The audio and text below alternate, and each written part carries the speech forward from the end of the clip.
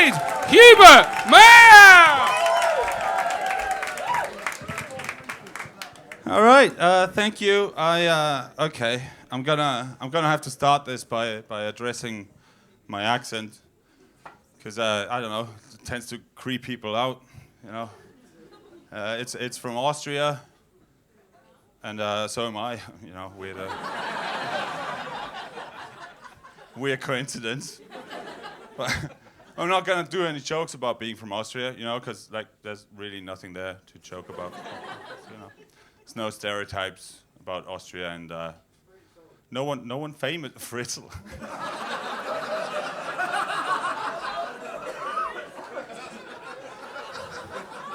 I was gonna go with a Hitler joke, but he went to Fritzl. Fritzl. You know, I don't know. Yeah, like I said, there's no jokes about Austria, right? There's nothing.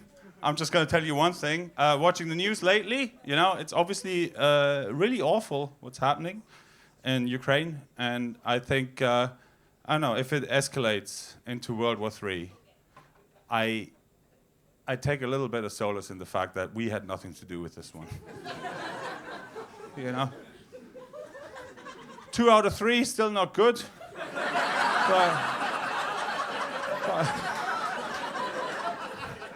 But we're working on it. I think it's going to be solved soon, though. Because, you know why? Because my mom changed her Facebook profile picture. She says pray for peace now. I think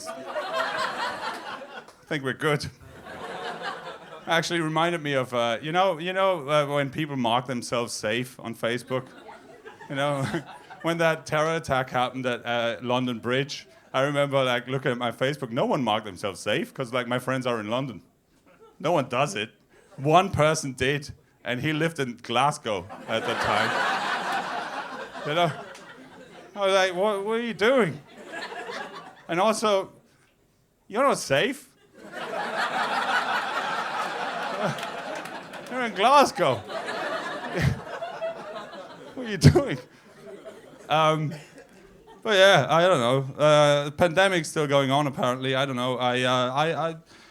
As pandemics go, I think it was a good one. I don't know, it was my first one. I've had a good time. I had one hiccup.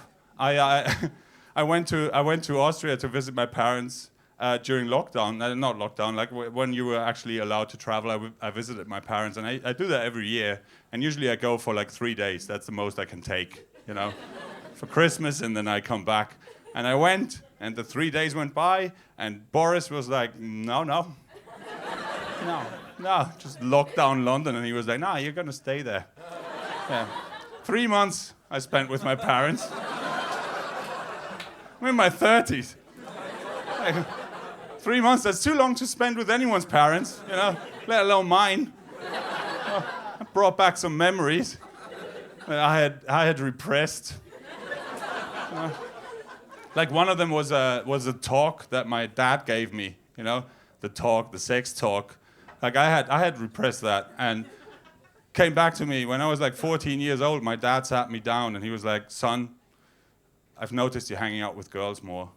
And then he just put a condom on the table, and he just slid it across the table, and he went like, just don't make the same mistake I did.